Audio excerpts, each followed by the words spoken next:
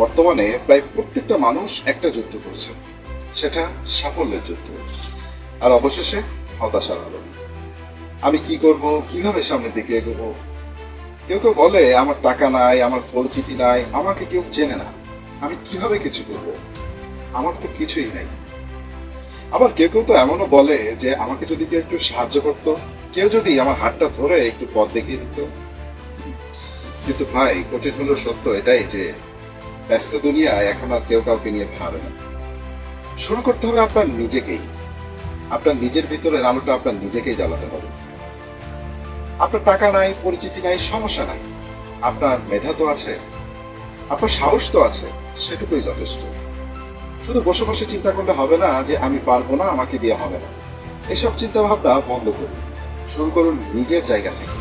শুরু করুন একেবারেই শূন্য থেকে। আপনি যেখানে আছেন, যেভাবে আছেন, সেখান থেকেই দেখবেন আস্তে আস্তে সবকিছু বদলে যাচ্ছে। সময় বদলাবে, বদলাবে জীবন, বদলাবে সবকিছু, যদি আপনি বসে না থাকেন। আর তাই বসে না থেকে শুরু করে দিন। দেখবেন প্রথম প্রথম সবাই আপনাকে বাধা দিবে, কিন্তু সফল হলে সবাই আপনাকে বাহবা দিবে।